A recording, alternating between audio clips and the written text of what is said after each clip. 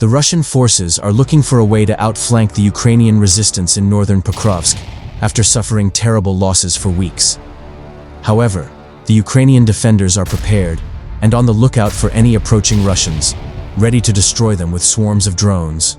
The Ukrainians have successfully prevented enemy penetrations north of the railway line, so the Russians want to attack the western flank and advance towards Hryshyne.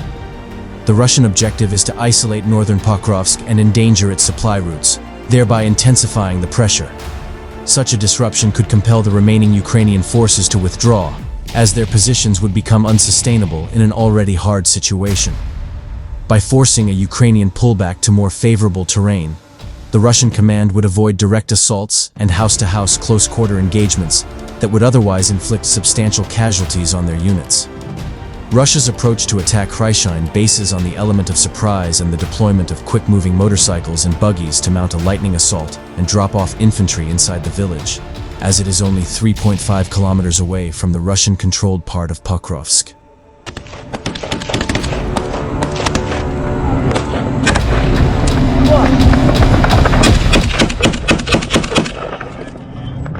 To achieve this, Russia aims to exploit its consolidation of gains in southern Pokrovsk, which serves as a staging ground for its forces, and the buildings provide partial protection from Ukrainian drones.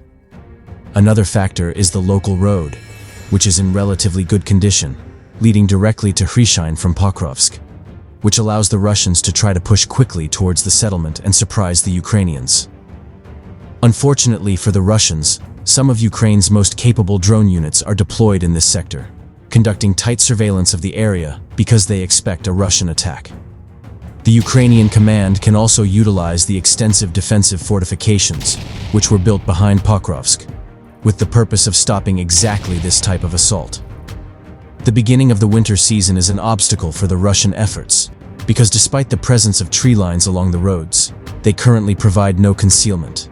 And with the onset of snowfall, even smaller vehicles such as buggies and motorcycles become significantly easier for drone operators to detect. At the same time, Ukraine's forces are also not in an ideal position, simultaneously defending the western and northern parts of Pokrovsk and the northern flank of the wider urban agglomeration. This creates a substantial operational burden that increases the risk of missing Russian assault groups, leaving Ukrainian units overstretched.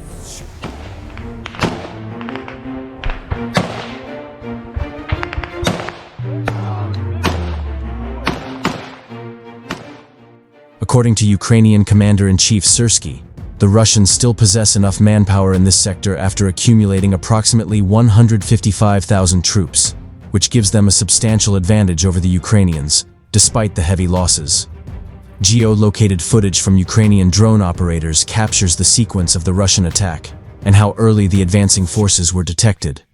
Despite the vehicle's speed and maneuverability, the column was halted roughly 1 kilometer after departing Pokrovsk, where the lead vehicle was immediately targeted.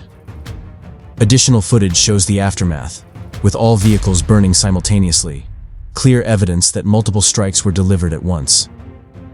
Since drone attacks do not always achieve a kill on the first attempt, the number of destroyed vehicles indicates that dozens of Ukrainian drones were already positioned to intercept the assault, preventing any Russian unit from reaching Hryshyne. Another video shows surviving Russian soldiers attempting to continue their advance, but in their panic, they failed to disperse, allowing a single FPV drone to neutralize them. In total, the failed Russian push resulted in the destruction of 10 vehicles and the loss of 40 soldiers, eliminating their attempt to execute an outflanking maneuver.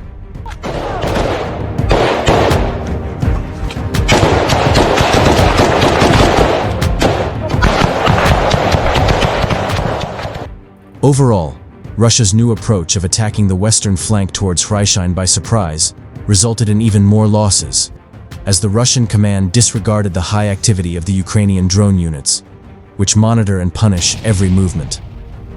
Ukrainian drone operators proved their effectiveness again and demonstrated how important they are for holding the line in and around Pokrovsk.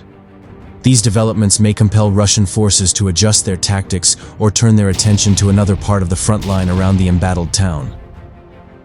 Ukrainian forces launched their operation at a well-chosen moment, before Russian troops could establish themselves, attacking under thickening fog, which temporarily reduced the threat from Russian drones and exploiting conditions that made it possible to use tanks in an environment where they are otherwise rarely employed.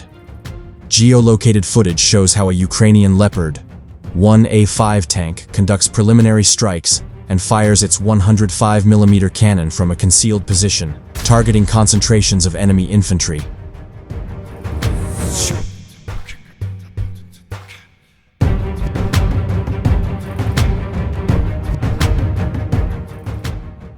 The tank hit the Russian positions in the village spot on, killing 2 Russian soldiers and wounding others.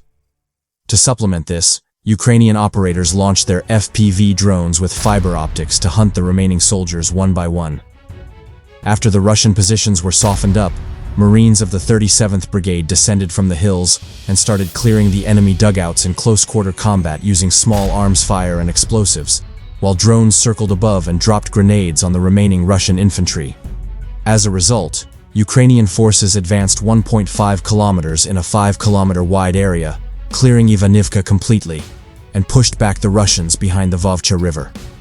53 Russian soldiers were killed during the operation, and the remaining 19, recognizing that withdrawal was impossible and that the main Russian contingent was incapable of mounting a rescue, chose to surrender. Overall, Russian forces advanced into Ivanivka, hoping to establish a bridgehead over the river, only to land in a kill zone in the lowlands. Ukrainian Marines capitalized on the bad weather and used tanks to destroy the enemy contingent, left without an option to retreat.